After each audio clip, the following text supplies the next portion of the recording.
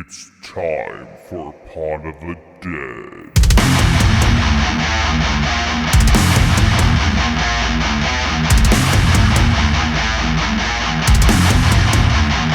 Join us!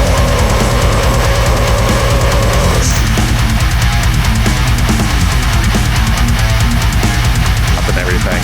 But hello. Welcome to Pod of the Dead. I am your host, Nicholas, and with me are the two world's biggest John Cusack fans, Stephanie and Natasha. Hi, guys. Hey. On today's episode, we are talking about the 2007 film 1408, which you may have figured out is a John Cusack movie that came out. What the fuck? I'm not sure why we covered this. There was something that happened to me in the past that made me go, hey, this sounds like a movie that I'd like, because I've never seen it. You bought it. I bought it. And you're like, we're going to watch this. Yeah, we owned it. We watched it last night on our TV in the basement because he bought it. I was bummed that I had to rent it. We watched it by candlelight. Yeah, it was... It came out in 2007, so it fits in that realm. Yeah, it feels very 2007.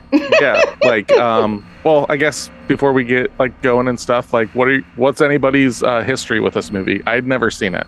I remember it coming out, but I never saw it. Jack shit.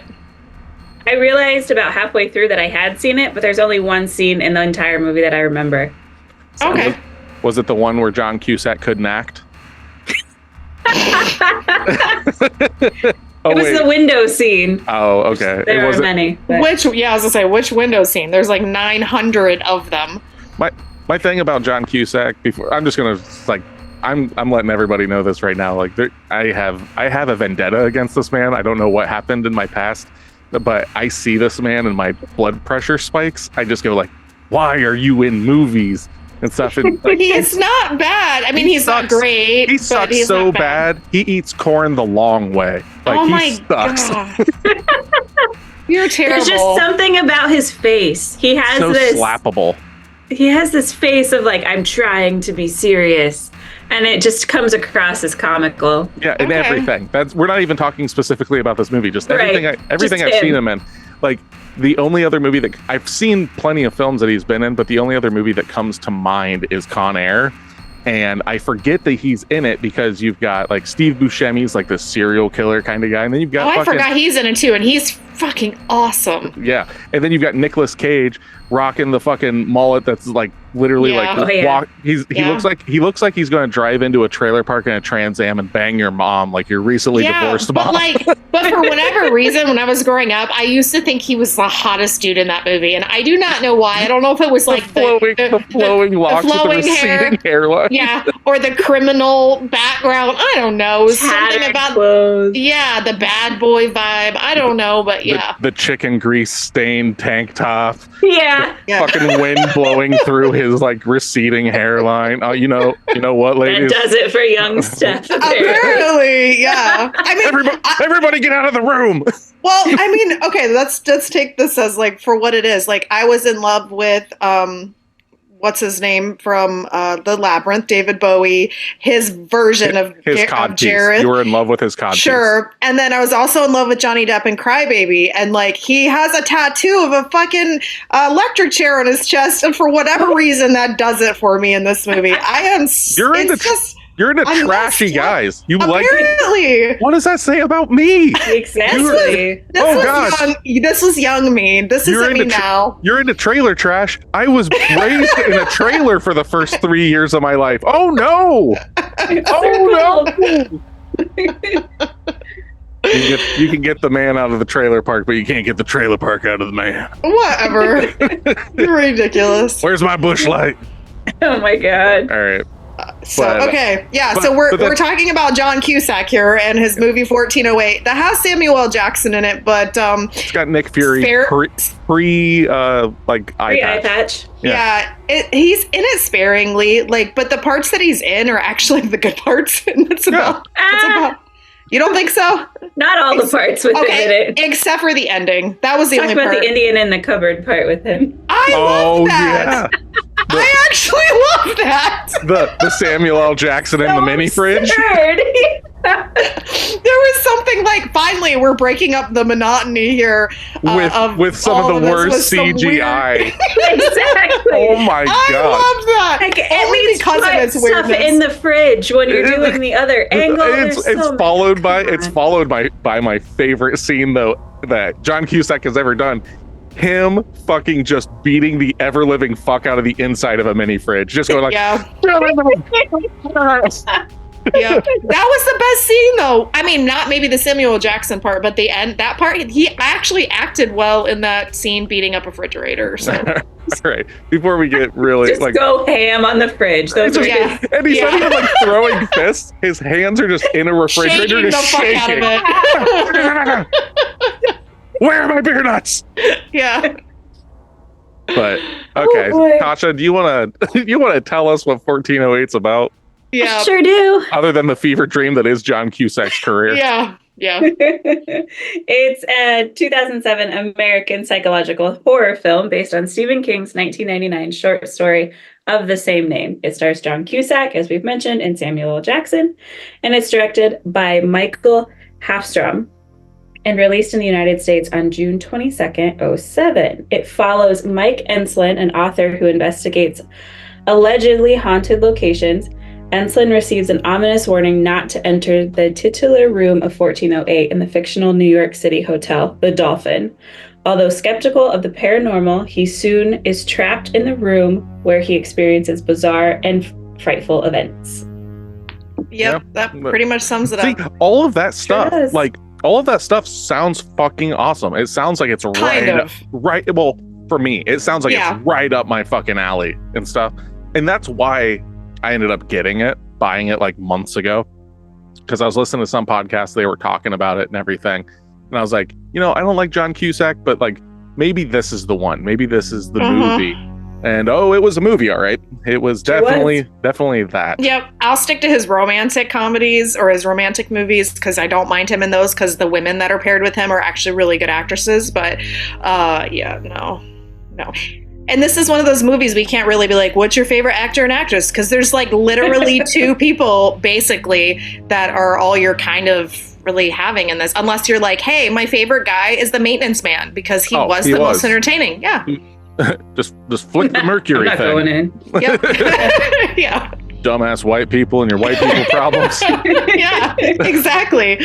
But So- I mean, yeah. So this movie came out in 2007. What do you believe its budget was? And this was by a large production house. It came out from MGM. So Okay. I'm going to go with, you said budget, so I'm going to go with 20 million. It's probably more than that because of all the CG, but we'll see. I was thinking 11 million. okay, it's 25 million. Oh, damn.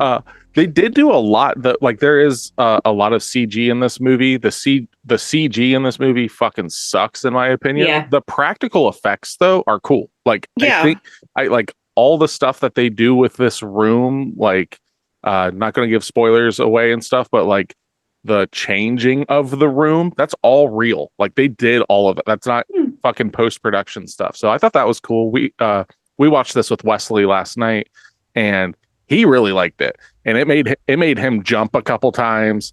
And he was like, we watched the alternate endings, and we watched shocker, there are 3 different endings to this movie.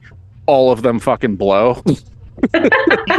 They're all like overdone and like long, but I know what I would have wanted my ending to be, but we'll talk about that when we get there.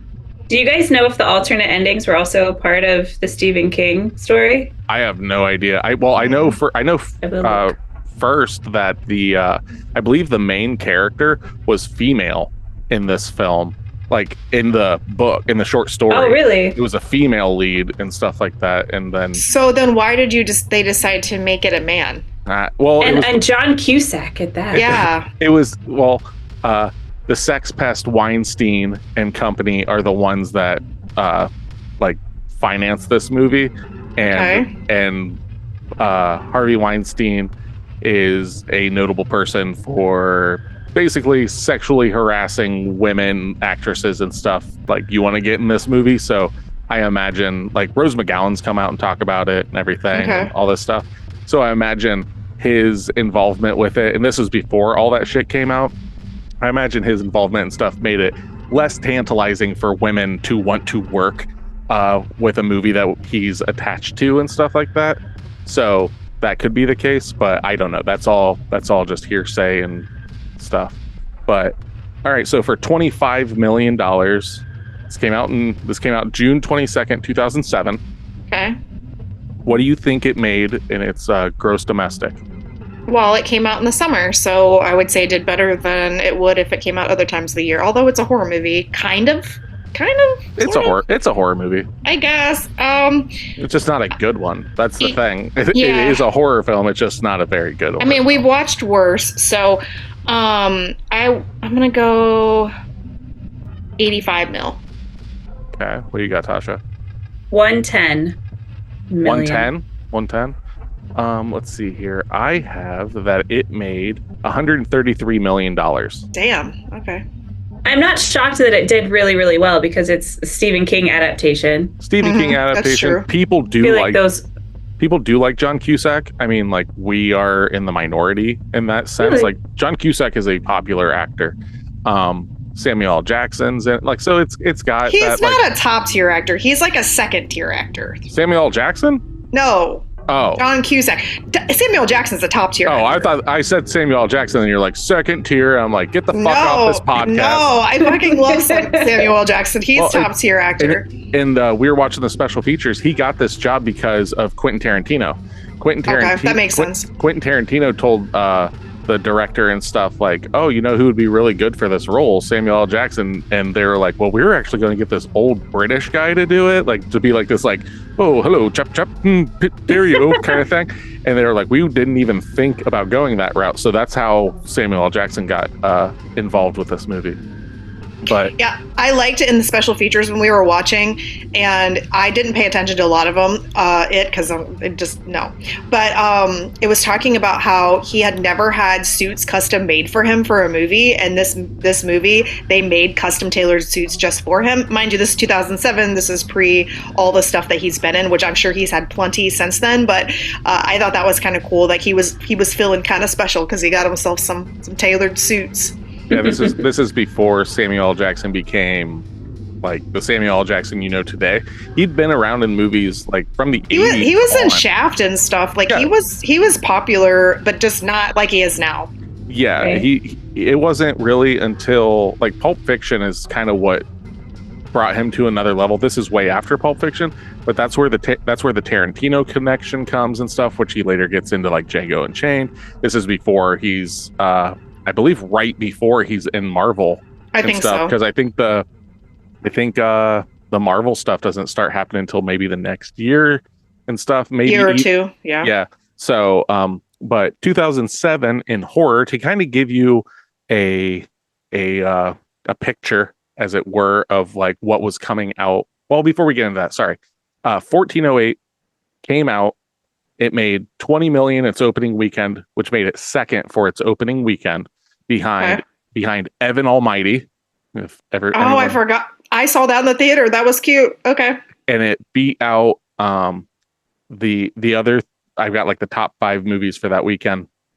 The 3 that it beat out was Fantastic Four, Rise of the Silver Surfer, Ocean's 13, and Knocked Up. Okay. Which they were in like their second week, so those just came out the previous week, and then those came out. Okay. But so 2007 in horror is actually a pretty interesting year in horror. Like, you're starting to see where the torture porn kind of stuff has already been coming out and everything. So it's not like the year that Saw came out or anything.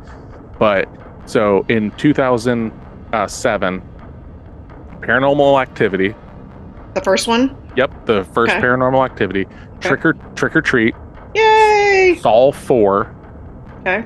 Grindhouse, which was Planet Terror and Death Proof. Yeah. Hostel 2. Inside, which is a French horror film that's fucking insane.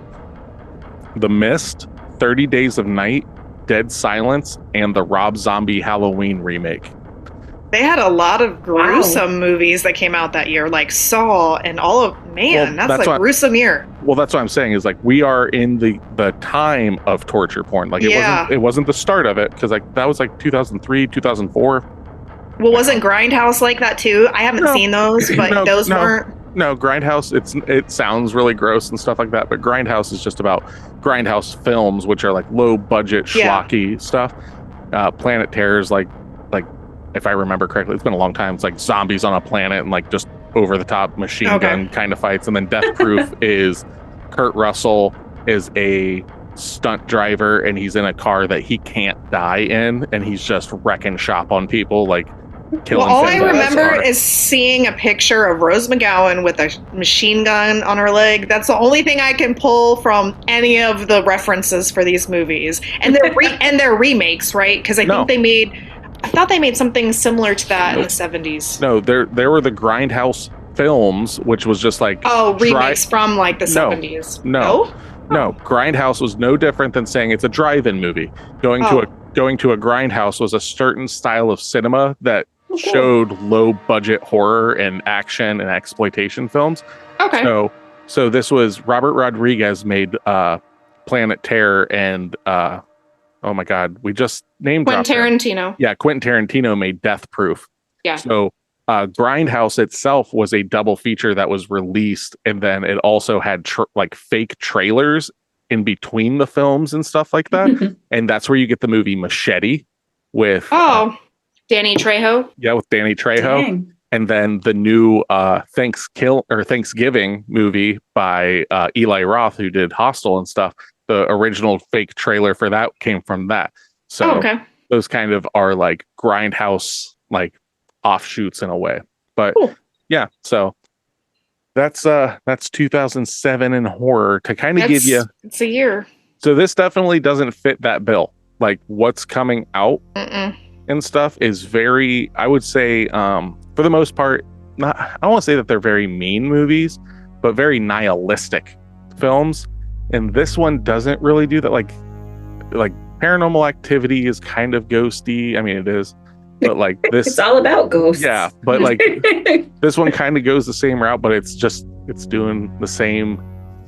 There's just a lot of stuff, but it's not doing the same as Paranormal Activity because that's like found footage kind of stuff. But like this one's just like it's glitzy and Hollywood and all this, and it's because of that stuff that I'm not crazy about the movie. There's a lot of like direction, like ways that it's shot that I just do not like and everything.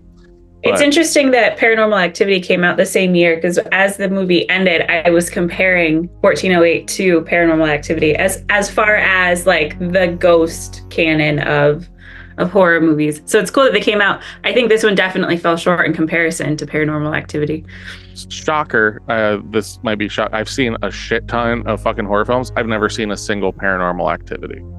I hadn't until Drew. He showed it to me, and it's the first one is like going in that it's found footage since I watched it like last year, but or like you know what I'm trying to say. But it had a lot of really good jump scares in it. Well, like the crazy thing is to like kind of give you a little comparison. So you liked Paranormal Activity more than you liked 1408. So Paranormal Activity was made for $15,000. Not shocking. Yeah, it is the largest profited movie ever made. Oh, okay. It was made for 15,000, and I could do like a really quick search and stuff, but let's see, it ended up making its box office was $194.2 million. Well, they had something similar like that. Cool. The Blair Witch Project in like in the 90s kind of hit like that too. Yep. Mm-hmm. So we're not covering Paranormal Activity today. We'll cover it sometime this year probably. But yeah, it has a higher budget for its post-production because the post-production was like, the like ads and stuff like that. And that's where people got excited for that film and everything because you saw this. It was one of those ones where they showed the theater people watching the film. Yeah, I remember that. Their reactions. So that's where all their money went with that film. So they put their money into marketing, and they created a product for a cheap amount, and then they showed that, hey, as long as it's entertaining enough, you can make a shit ton of money. Yeah. So 1408, $25 million. It made $133 million. Paranormal Activity, $15,000. They made $190 some million. It's crazy. And then that's also had a bajillion extras after that. So they've just had sequels and all that. Yeah, there's like 5 or 6 of them. Yeah. Right. But okay, throw up our spoiler warning here in a minute. Before we get into all of that and stuff, this is a movie club. So we are going to start getting into the weeds of this film, and we'll be in spoiler territory and stuff. If you have not seen 1408 and we haven't scared you away from it, it's not a horrible film. It's not a horrible film. I am actually kind of shocked that none of us liked it to an extent. It wasn't the worst, trust me. And our son thought it was great. So take that. So I mean, but the last like 5-10 minutes of this episode, we'll be telling you what we're going to watch for next week for homework. So without any further ado, we are going to go into the room of 1408. So if you want to be a part of our club, you can find us at facebook.com/podofthedead or else on Instagram at pod_of_the_dead or on TikTok at podofthedead. If you want to email us any questions, any complaints, or movie recommendations, you can email us at podofthedead666@gmail.com.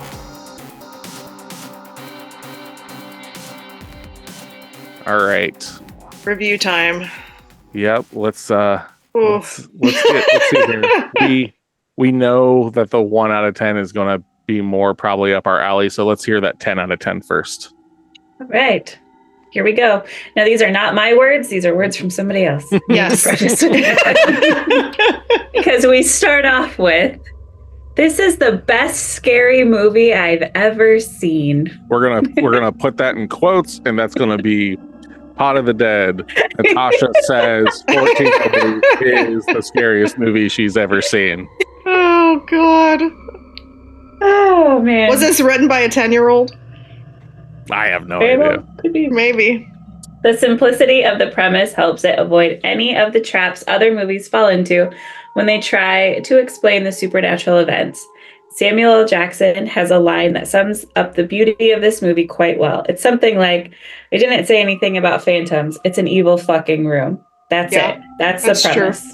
That's true. The guy who doesn't believe in spooks, to use the Tin Man's phrase, goes into an evil fucking room, and the evil fucking room messes with his head. There isn't a reliance on gore or phobias. This movie is universally scary. Here we go. John Cusack is phenomenal. No, he's not. No, he's fucking not. He makes you forget that it's supposed to be boring to watch one guy in one room for a full hour. He didn't. I was continuously going, man, I'm kind of bored watching John Cusack in this fucking room. Right. Every second of the deterioration of his sanity is captivating. No. As the movie approaches the finish, I thought about all the possible endings that would ruin the movie. It toyed with each one of them before settling on the ultimately satisfying conclusion, perhaps poking fun at the trite endings of so many other promising horror flicks. The movie came out of nowhere and amazed me. Oh my God. This must be... put that down. Yeah, I'm going to just throw that in the trash. Yeah, no. Like the fact that the person, whatever. Yeah, not me. The fact that you, Natasha, said that it toyed with all of these different endings, I thought like it was going to say, and like it toyed with all these shitty endings, and it decided to do all of them at once. It was just the fucking ugh. There were so many times I was like, "Oh, are we done now?" Yeah. And nope, we weren't. We still had more to go. I will give this movie the first 2/3 of being somewhat interesting, but like that, even then, like So John Cusack was not the original person that was supposed to be the lead in this movie. Who do you guys think the original lead that was attached to play this role was? And it would have been amazing. Is there any similarity to John Cusack at all, aside from being a male actor? Age-wise, like they came out like in the same era and stuff. Their build is similar. Keanu Reeves. Yep, Keanu Reeves. Really? Good job, Tasha. Oh yeah, he would have been. He's amazing at anything, so I'd watch anything that he's in. Yeah, I would have preferred him. Oh fuck yeah, he would have been great in this movie. And then, yeah, like I don't understand how you go from Keanu Reeves to John Cusack. I don't get it. But this might make a little more sense though. Like it doesn't, but like, you know, bear with me here. John Cusack said in a Variety interview that his process for getting into the mindset of how to be this guy, like his performance and stuff, was he referenced taking LSD and basing much of his performance on how he felt and behaved while tripping. Okay. So John Cusack's like, all right, I gotta be a little crazy. Better drop acid and see God. Yeah. Okay. But that's the thing. Everything seemed to fall short. Like, I didn't get crazy deranged vibes out of him. I just got bad acting. Yeah, like... And like overacting. Overacting. There was a scene in that movie that had me going, why are we doing this? There was no nuance to anything. It was just him. Yeah. Him being like the jaded author, you know, which I liked him as the jaded author. I thought, but he wasn't edgy enough. Like I expected, if you're going to be this guy that goes and sleeps in horror houses and that's your job and you write books about it and you're jaded, like you're going to have an edgier vibe, and like because that's what you're trying to produce, right? You would think so, because even Stephen King has an edgier vibe. No, he doesn't. He's the writer of this than John Cusack in this movie, and yes, he does. He totally does. No, yes, he totally does. Stephen King is a recovering coke addict that just is like really chill. Like he's not like edgy. Like, but he has that like air. If you listen to his interviews and stuff, and you hear and you watch him, it's different. You have a different emotive feeling from him. I think it's only because you're so aware of his work. To be completely honest, I'm not aware of his work though. I don't read his stuff. It doesn't matter that you've read it. You've seen. But his stuff is in the zeitgeist. Yeah, like you know Stephen King. Yeah, so you expect it out of him, because like I don't expect him to be like Chris Angel's mind freak, like, oh my god, like fucking not like that edgy, like, oh look at me, I got some Hot Topic pants on. That's like top notch. But I'm talking about somebody who's a little like darker, and like I know he's supposed to come across as that in this movie because he does that in like I think the movie The Raven and some other stuff. But like he doesn't feel that way to me. Like it just feels like this like guy who's just had a really shitty life and is writing books because he's wanting to go live like this. This sounds terrible. So he had a really shitty backstory. We get to hear all about it through this entire movie, and it's sad, don't get me wrong, but then at the same time he goes to all these places where all the shitty stuff has happened, and it almost like in hopes to like connect with these people in a weird way because of his shitty life. Like that's how it feels like to me. I think it's one of those things of like, I'll use myself as an example. I don't believe in God. I don't believe in the afterlife, all that stuff, right? Nick, do you believe in ghosts and stuff? No. Oh, okay. I don't want to.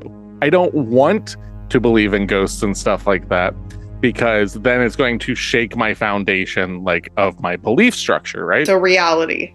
Yeah, it'll completely, like, if I saw a fucking ghost, it would change what I believe to be true, right? So he is kind of on the same thing, because he's very vocal about, like, you know, there's no God and stuff in this movie.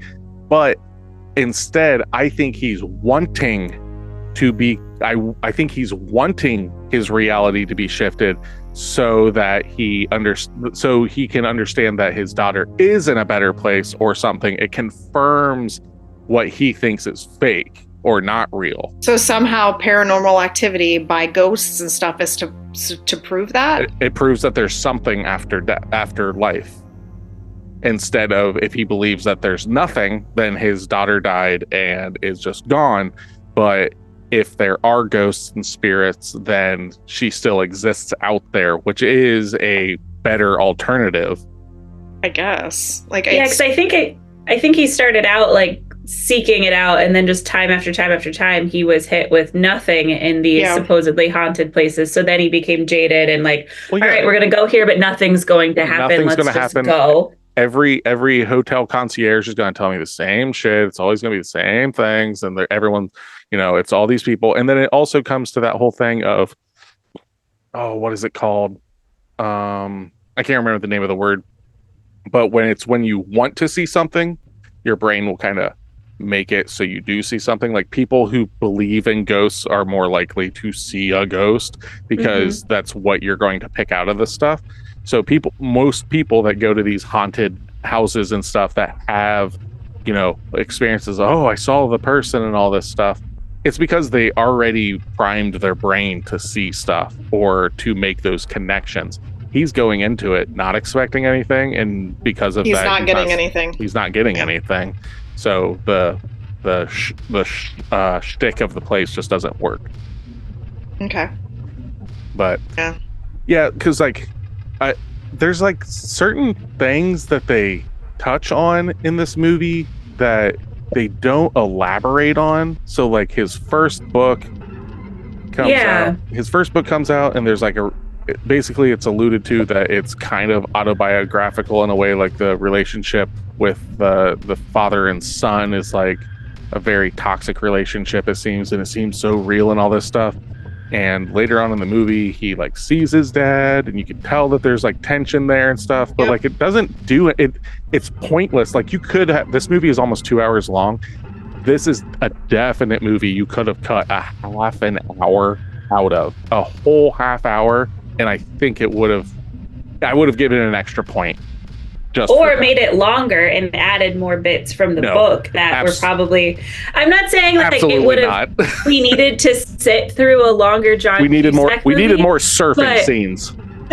Oh my god, surfing scenes and him wearing the tiny straw hat. Oh, that stupid fucking hat. We had 2 movies in a row. We had McCready and his stupid fucking hat in The Thing. Now we got Cusack and his stupid fucking hat. I'll take McCready and his hat over John Cusack and his hat any day. Agreed. Yeah. So, anyway. Yeah, but I wonder how much of the stuff from the book was left out. Like those bits, like they just touched on it. I wonder it's a short story. Oh, is it? Okay. Yeah, it's not a full like novel or anything. It's just a short story that Stephen King even wrote he wrote it as an exercise for one of his books about like how to write. Like how to write a first draft and stuff like that. So he initially wrote it as like, okay, so this is a first draft, and then this is what I do for a second draft. But he was intrigued by it enough that he didn't end up using it for that and turned it into his own short story. Got it. Yeah, and that's probably why our main character is an author. So. Well, there's so many authors in Stephen King's works. I mean, The Secret Window, The Shining. Like it's a trope it's a common thing. Stephen King is just writing about his own trauma as a married man or a recently divorced man or a father or a coke-addled author. Like it's always, and I keep saying coke-addled, but that was him in the 80s and like late 70s. And if you want to see him on coke and just getting free reign on anything, just watch the movie Maximum Overdrive. It's the only movie that he ever directed, and he wrote it, and it is a fucking fever dream of a movie where semi-trucks are killing people. Yeah. Well, here's the thing. Like, I was actually talking to our daughter Noelle about this the other day. So all the girls are reading books right now, and one of them is reading one about somebody who writes books or is writing a first draft of a book. And I said, you're going to find this it's a very common trope or a very common career in books, is especially in romance and then obviously in Stephen King's, and I'm sure in plenty of others, is that the author's then writing about authors because it's relatable for them. So that's a very common thing in books and movies that are then adaptations from books. So I think that that's just something you run into regularly. It's easier not to fake because you have experience. Like writing a book from a policeman's perspective, and you're not a cop, takes a lot more research and interviewing those people and stuff like that. to really get in that headspace. So it's not saying it's cheap or cheating or anything like that, but it is just way easier to write something that you can pull from your own life. Yeah, I think then you can just change things however you want. And it's also interesting to the person usually that's a reader who's not an author, and they get interested in that piece as well. So I actually just released a book this week that the main character is an author. So I can't say anything. Like, I have books that do that. So like, it is a thing sometimes. And so this one's kind of like that too. But we need to get to our 1-star review here. Oh God, yeah, Jesus Christ. We forgot, I know. So it's like we all are just banging this away and like, fuck this movie. But this person, I haven't read this review yet. I always go into these blind, and they're usually entertaining, as we all know. Oh God, she's blind. How will she read it? I didn't send it to you in Braille. Oh my God, stop it. Okay, so 1 out of 10. The best part of this movie was the 5 minutes I took to prepare my popcorn. That's the starting. Love it. Okay. What little plot there is plays out like something from a 5th grade essay, a poor one at that. Kind of fair. If you believe me, it's as though the ending just can't come soon enough. During the 10-part conclusion, I wondered if perhaps it was I that was stuck in room 1408, destined to watch this overcooked tripe until the end of my days. I felt like that when he's like, I was out of the room. I was just like, God, fucking end. I was done with the movie. Yeah. Put your popcorn back in the cupboard, switch off the lights in your entertainment room, warm up your favorite reading sofa, and tell your friends that movie night has been canceled. Unless you're in the business of disappointment, you do not want to watch this. Oh, I am so in the business of disappointment. I am actually extremely impressed by this review. I'm just going to tell you. The only thing that can come from sitting down in front of this steaming pile of feces is the potentially attractive nurse you may meet at the emergency ward as you explain to your medical insurance representatives that slitting your wrists was the only viable alternative to watching the show through to its mind-numbing, skull-crushing Sunday night before school, skin on fire, homework not done. Wish it were still the holidays end. Boom! Wow! Mic drop. I thought I didn't like this movie. Holy shit. Yeah, no shit. He's gonna slit his wrist and meet some hottie at the fucking ER. Jesus. Oh my God. Hold on, I gotta clean my glasses. They fogged up from laughing. That was so good. That was good. Woo! Wow. He is very passionate. This movie broke up his parents' marriage. Something. Oh, Jesus Christ. I mean, he's not wrong. Like, the ending is like this big drawn out thing, and you're like, are we there yet? Are we there yet? Nope, we're not there yet. And then my least favorite part of it is like there's this crumbling in his arms. I'm not gonna say what it is because we haven't got to necessarily talking about it yet. But and I was just like, are we really doing this? Like, in this movie, we're going to these depths of just shock and awe factor for unnecessary. It just wasn't It wasn't warranted. It seemed cheap because that's most of the things in this that are supposed to be emotionally taxing and draining on him are not earned. Like the relationship with his father and the passing of his child and all this kind of stuff. Yes, they are sad on paper, but his fucking shitty overacting and stuff and the scoring behind it is just cheesy as fuck. Yeah. If this was done really well, where they show like I'm just going to say it, the crumbling daughter in his arms, or her clinging to him and she dies in his arms, or the casket scene of where like her casket's burning and he's watching it like he would when she died. I thought that part was kind of cool. I think that was more effective than the crumbling. I think the crumbling was just so overly dramatic. Yeah, well, it's not that, like, I felt like it was just in poor taste. Like, you're already beating the story up with his daughter dying, and you're using her as literally the catalyst of the entire movie as to his, like, what he's doing and why he lives his life and why he abandoned his wife and, like, all these things. And I understand all of that. I get it. But it was just cheap punches again. You could have found some other way to portray this a little bit differently, because I didn't cry. Like, if you're going to put me in these emotional like turmoil, I'm usually the easiest person to make cry, and I didn't cry one time. I don't think that's a fault in the story. I think that's a fault in the acting and the direction. Yeah, I agree. Because like, if you really think about it, if this room is evil and it's trying to push you to suicide, is the sense like that is what this movie is about, is this evil force, this evil room, whatever, however you want to look at it, that is going to fuck with you to the point where you jump out a window, slit your own throat, and try to suture it back up. Like all that kind of stuff. Or like, hang yourself. That's what it's working on with him. And it just wants you to kill yourself. Okay. Yeah. Like, that's the thing. Of course, it's going to target whatever is the most grief-stricken part of your life, which is going to be that, and it's going to fucking throw it in your face repeatedly. Now, if done properly, that would fucking be super dark, super depressing. The biggest problem with this is, well, first off, John Cusack's acting, and I know we've been harping on it, but I don't think his acting chops can do becoming completely psychologically broken. Like, he's saying that he went and took acid to get into the mindset of what it's like to be psychologically broken, when that's not what this movie entails. It's not being like, whoa, this is crazy.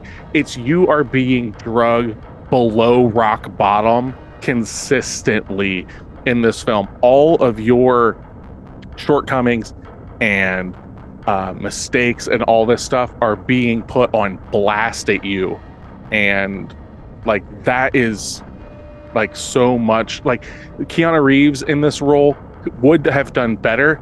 He would not have been the best actor, though. I don't think of him. I don't think of him to do that.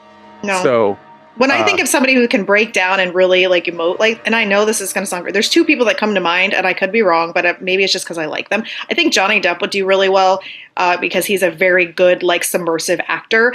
I don't know if his look is necessarily the best look for this, but I think his acting is on par with it. And then I also think, and I don't know why this came to mind when you guys were like, well, who would it be? And then this was pre him being popular, but Tom Hiddleston, I don't know what it is about him, but I think he could really get into that like depressive, like, and maybe it's because I've seen him act like that a little bit in some movies, but I would say that those two would do far better. I have two actors. I was leaning toward, I also have two actors. One, I think Jared Leto, because I've seen him in a completely fucking I knew Nick. I knew Nick. I knew Nick too, so I had it ready to just. I agree with Tasha. He's get his my so-called life ass out of here. But I'm pulling that purely from Requiem for a Dream, where he was completely broken, and that movie evokes a lot of emotion from the viewer. Yeah. So him, and then once again, it's not during his time, but Aaron Paul is another one. I don't know if I knew who that is. Let me look at it. Oh, from Breaking Bad? Yeah. Okay. Jesse from Breaking Bad. Oh, okay. I've seen him in he is a phenomenal actor, and he's able to that just broken down, sad, like sadder than sad, falling apart, sad puppy type of I can see that one. Role. Yeah. My two, one would actually be in the time. It would be a huge shift, but I don't know why this is the actor that comes to mind, but I would love to have seen this movie made at this time. Different director, don't know who I'd have direct it, but Denzel Washington playing the role, because he has such a wide scope of acting, and I've seen. Are you pulling from John Q? Is that what we're doing? Yeah. John Q, like where he's dealing with his child and stuff. Yeah. And like his rage and stuff can like be like way up there, like Man on Fire and stuff like that. Like, is he also in the Book of Eli? Yeah, like that's one of my favorite movies. I could see him. Yeah, 2007. Yeah, fucking put Denzel Washington in this. It would have been fucking great. I would have loved to have seen him do that. And then my second one would be fucking Hulk Hogan. Just be like, listen here, brother. This room isn't big enough for both of us, Jack. Now I'm going to tell you, dude, that I'm going to be in here. They're the Hulkamaniacs, and we're going to run wild all over this room. Now you listen here, room 1408. I'm going to bring all these Hulkamaniacs in here, and there's not a damn thing you can do about it. No, if you're gonna do that, you should you picked the wrong one. No, That's beautiful. Hogan. That's beautiful. Always Hulk Hogan. Anytime that I see a movie that I don't like the actor in it, I, for like the longest time recently, wow, that's redundant. But I just been like, anytime someone could just like fill it with dude, brother, and Jack, and just like change the movie as that. It's like, no, listen here, Frodo, dude. We're going to take this ring, man, and we're going to take it to Mount Doom, dude. All right, dude. All right, here we go. I can't carry that ring, but I can carry you, brother. Like, see, I'm thinking like Randy Savage here instead. Oh yeah, there you go. That's just better. That just something about it. Yeah. Now He's listen here, 1408. Yep. He would fit better for me for this movie. I just want Hulk Hogan just coming in there, like literally opening the door, ripping his shirt off, and just cutting an hour-long promo on the room, just like to the point where the room just pushes him out the window, pushes him out in the hallway. It's like hallway. Yeah, someone else I'm not deal dealing with with this. Yeah, that would have been fucking great. Ridiculousness. But yeah, that's basically for the rest of this. Anytime that I'm using John Cusack, I am going to be thinking of Hulk Hogan. Yeah. So so like when his daughter comes up, it's like, "Daddy, I love you," and like she crumbles. He's like, "Let me hold you, brother. Let me hold you with these 24-inch pythons, brother." You're ridiculous. Okay, so did we have any favorite scenes of this movie? I mean, it starts out him beating up a refrigerator. Yeah, I mean, that was him turning a fucking refrigerator into a fucking just the inside of a two-handed Muppet, just fucking going like he's not punching, he's just waving his hands to and fro, just jamming it all over the place, screaming nonsense. I think he did a good job at that, though. Like, I felt like that was the most. Could. I think that was the most entertaining part. It doesn't take talent. Well, I'll do it right now, brother. Well, listen here, brother. I'm gonna get these beer nuts, brother. If I had to pick a favorite, like the one part that I did like was when he woke up in the hospital bed and he wasn't in New York. That was the first time. Yeah, the first time he woke up. That part, I liked it. Okay. If I had to pick, it would be that little twist. Where he is this? We're talking about the part fake, where he the fake wake up. Okay. The fake wake up. The first wake up when like the picture engulfs him in water. Yeah. And then he's back on the beach. And that's when I thought the movie was ending. I did too. Like, it was all a dream. Okay, we can move on now. I would have hated. Like, I didn't like this. I would have hated this movie if that was how it ended. I liked the fact that the receptionist kept calling. I liked that. Like, all right, well, are you ready to check out? Or like that part was she got darker and darker as the movie went. Yeah, I like how it like referred to suicide as what was it? Express check. Yeah, express checkout. And then it just keeps like basically dropping nooses in room to room to room, stuff like that. I liked that like 1970s kind of vibe on the phone where like how she was talking and then how that was like really ominous actually like in reality. So I liked that like style. I agree. My realistically, I don't have a favorite scene. Like, I mean, there's like little things that I liked, but there's no scenes. Like him beating the fuck out of a refrigerator. I do like the fact that the song "We've Only Just Begun" is like it's taunting him with that. I like that. That was clever. That was really clever. The lighting shifting from going like when it's hot to when it's cold and it's like blue light and then like it's pitch black in there and stuff like that and it's just like red light. I like that kind of stuff, but like, God, like I said, like everything up until he gets into everything until the "We've Only Just Begun," I kind of liked. Like I liked him as the author doing the book tour and stuff. Cut out the surfing scene. Didn't need that. Nope.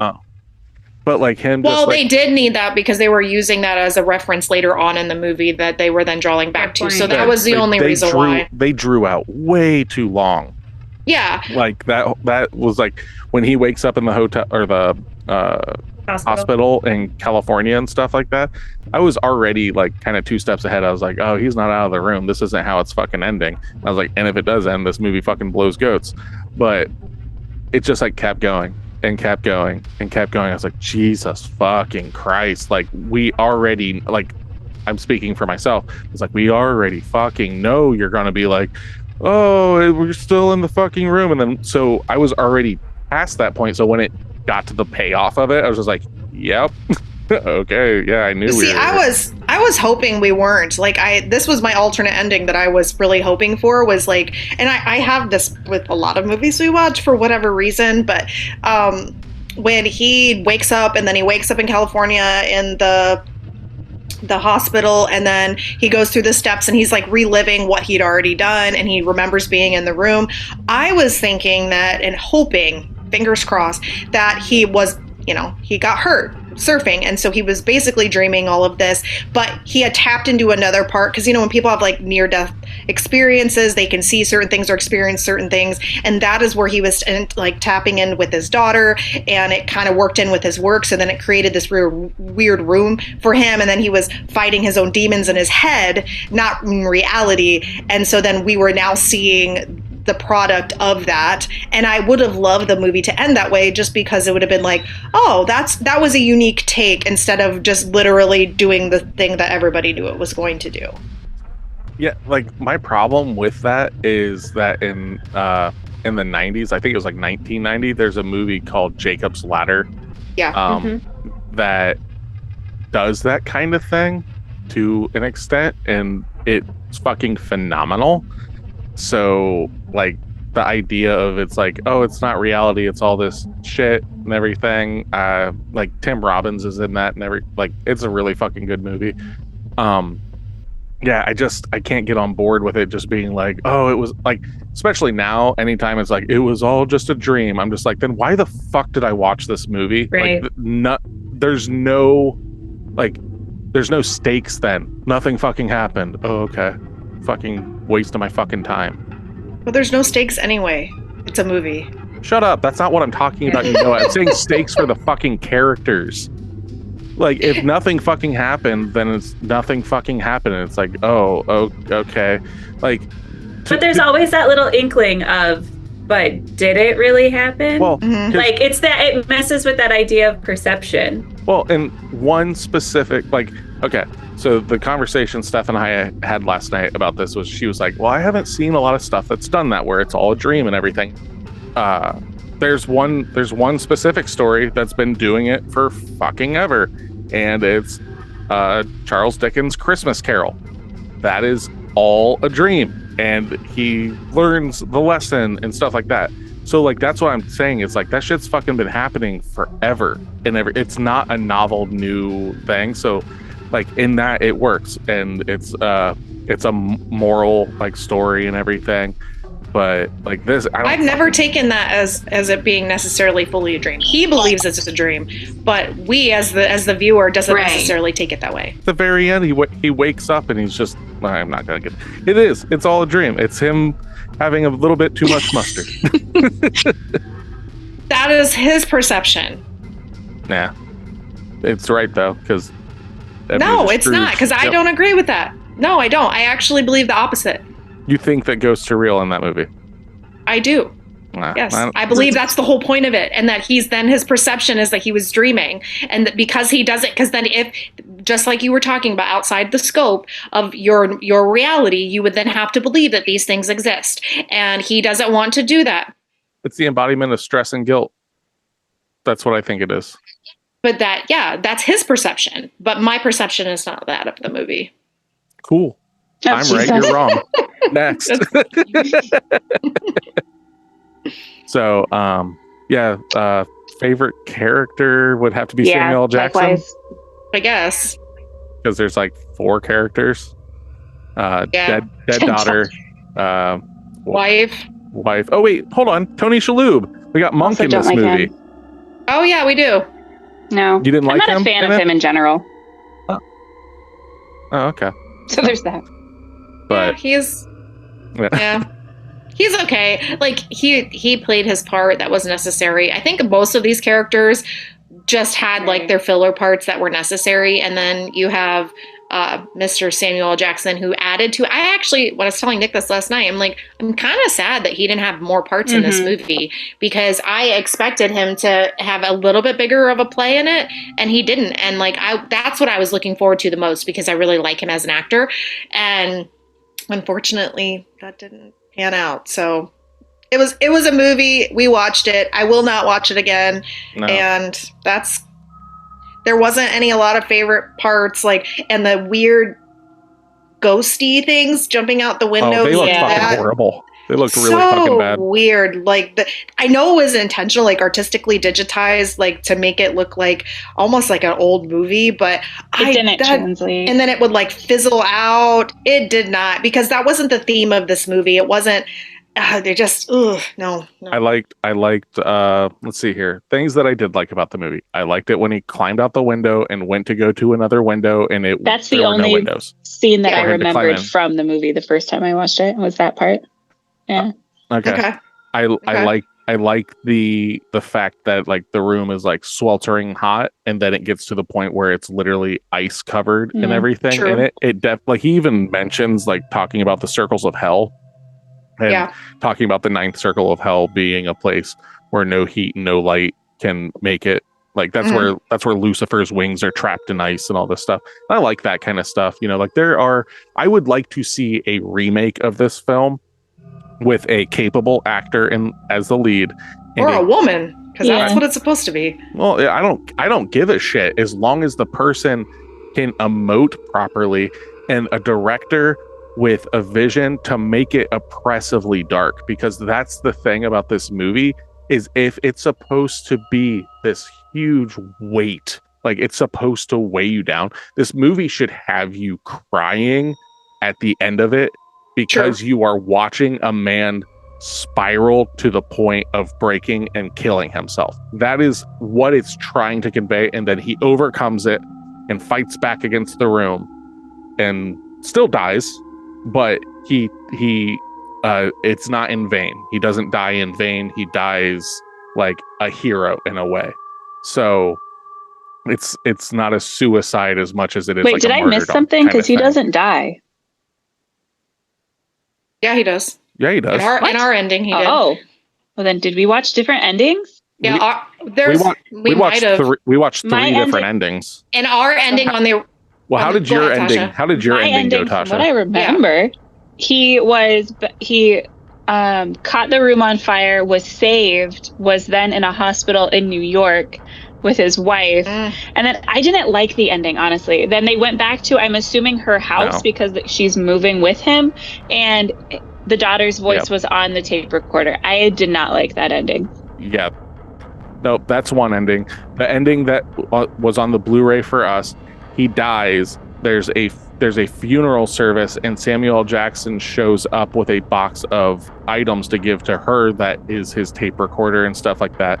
She doesn't want it because she doesn't want memories of him at that time. She wants the memories of him before that. So Samuel L. Jackson gets back in his car, turns on the tape recorder, hears the voice of the ghosted daughter and all this stuff, sees the reflection of John Cusack's burnt body in the rear view mirror and all this bullshit. And then there's a third ending where he dies, but somehow so there's that spot in the movie where he thinks he's out. He writes the 1408 script, is calling Tony Shalhoub about it and everything, that he's going to send him this book and all this stuff. So the third ending is, so he dies, but Tony Shalhoub somehow gets that fucking book sent to him by John Cusack's character. So it's like, did it actually happen? It's like, this is fucking stupid too. Like every fucking ending in this movie. Because that happened. Perfect. So then I'm wondering where our movies start to shift, because in the movie I watched, he wakes up in LA, then writes the book, takes it to the post office, and that's when his world crumbles and he finds out he's back in the room because the post office person is yeah, that happens. Okay. Yeah. Where it shifts is after he throws the Molotov cocktail and stuff, because that's where each ending starts. So he ships it off, but that's all in the fake. That's not actually happening. You're right. Him Good shipping point. that manuscript off. So then Tony Shalhoub somehow gets it at the end of the movie, and it's just like that completely breaks the fucking narrative that you're trying to build. So I think the way it should have ended was the room catches fire and stuff like that. In a couple of these endings, it cuts to Samuel L. Jackson drinking in his office, just going like, I can't remember, fucking Mike, I think's his name, Mike Enslin or something. Yeah, Enslin. He's like, Mike, you did it, like that kind of thing. And he's like drinking it while you hear all the alarms and stuff going off. I think it would have been better if you see the fire happen, that happened, like you see Samuel L. Jackson, and then there's like a visual of the hotel burning and shit, and there's just like a little narration over the end about like, and the Dolphin Hotel never blah blah blah. Roll credits instead of like every single one of them. It's like after that scene, still like 15 minutes of bullshit that doesn't fucking matter, and it doesn't. And that's how you can really tell that it's a book adaptation. Is that it always has a nicely, especially in Stephen King, it has like this wrapped up couple scenes where everything's just like packaged away, and then you can end it. I think that's from big budget stuff where they show it to test audiences. And test audiences go, well, I didn't like that it ended sad, and I didn't like that it did this. And it's like, this whole fucking movie should be sad. Like, are you telling me that like Schindler's List should end with a fucking Tinker Tape Parade and like fucking like woohoo, yay? It's like, no, this is a oppressively dark, sad movie. I would have. Not every film needs to end. I would have liked it if it either cut at the phone call about like, you have two options. You can either, live this hour over and over or kill yourself. I would have been happy if it ended there, and then you kind of got to decide whether or not in your head, or that the room won. Like, and then the room just goes on and it ends as this ominous, like 1408 still exists. It's still there. But, yeah, they could have done like with a better director, a better everything. This movie was better, except for Samuel L. Jackson. They could have made multiple 1408s. Right. This could have been a fucking franchise. Like you could just like they could have done it like Silent Hill, where it's not the horror of the monster or the people or whatever. It's the area. This place is fucking hell, and different people are going to come in here, and because this place plays with you, you're going to get a completely different story every time. You could like it could have like that. Actually, that's why I wanted to watch this. I do remember that, because the when they were talking about it and stuff like that, they didn't spoil it or anything, but somebody compared it to like, they're like talking about The Room, and they're comparing it to Silent Hill 4, The Room, where someone is stuck in a room and they're only able to get out through like these like holes in the wall that take them to separate locations, and it's like this like broken reality thing. So I was like, that would be fucking cool. Maybe this is dope, and I was so sorely mistaken. Yeah. So all that being said, you girls, you guys want to get out of here and give our own personal reviews after we've just done some horrible things to this movie, and I don't have a review to give. I'm just gonna give a star rating because I've already said what I needed to say. Yeah, I'm not gonna. Yeah, that sounds about good. That sounds about right. Yeah, I'll give a little bit of a review. Okay, I'm gonna give this movie a 3. 3? It's a 3-star.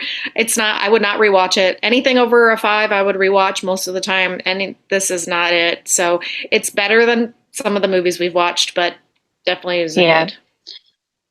I was also going to give it a 3. I personally, it's funny that you said that you liked everything leading up to The Room, but I thought everything leading up to The Room was the worst part of the movie because mainly John Cusack and his trying to be apathetic and trying to be hard and like brash, and it just didn't read well.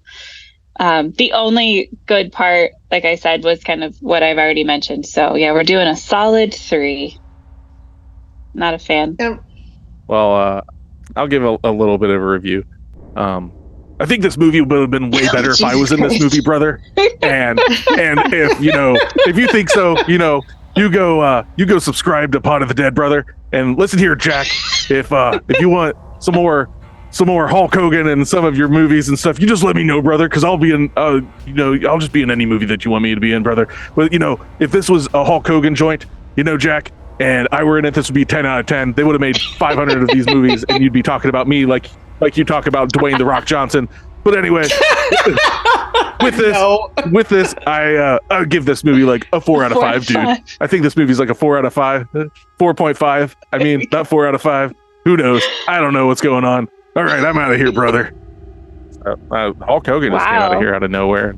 Yeah, he sure did. Just been all over this, just running wild. Hulkamania is running wild all over Pod of the Dead for some fucking Bye, reason. Hulk Hogan. See you later. I don't know, but he's Bye, Hulk Hogan. Enjoy being a horrible person. Bye. That gives us a 10.5 out of 30. What's that scored for us there, Tasha? Got like a 33. Yeah, 10 out of 30 would be a 1 out of, yep. Well, it's higher. It's a 10.5. Yeah, still gonna be like a 33 something or 34. Yeah, Nick, look at you and your math skills. Wow. 35. 35. Good job, honey. 35. Yeah, 35%. I will say we didn't ask this question.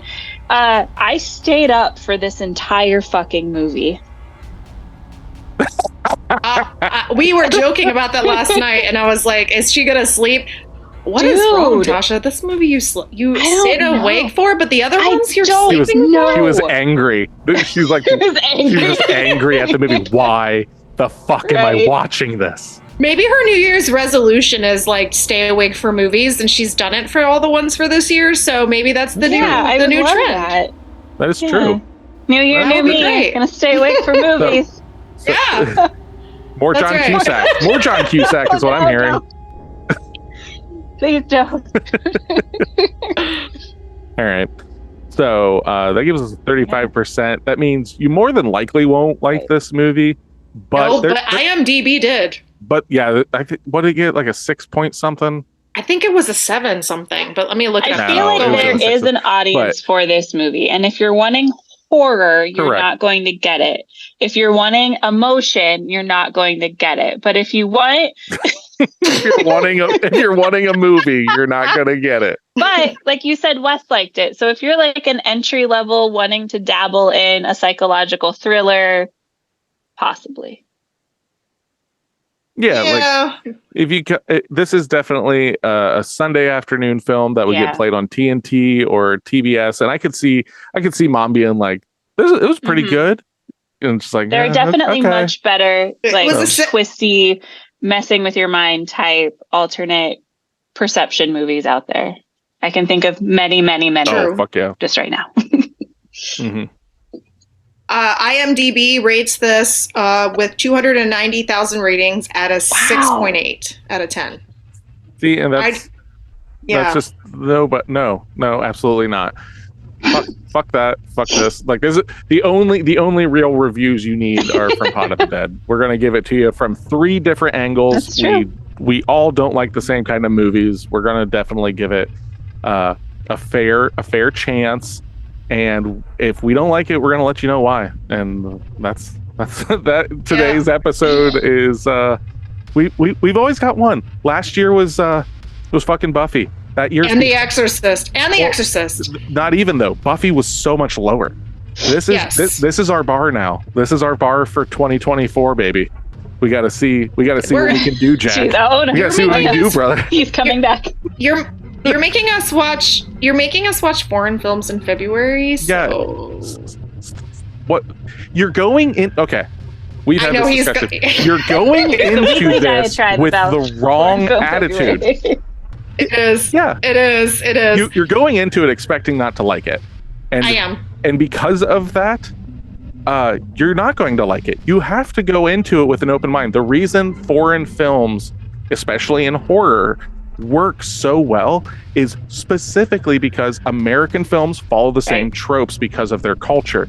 Foreign films follow different tropes because their culture is different. So you will be surprised by the twists and turns of these movies because they won't be a Hollywood film. They won't be like, oh, well, I've seen Halloween a million times, so I wanted to make another knockoff kind of thing.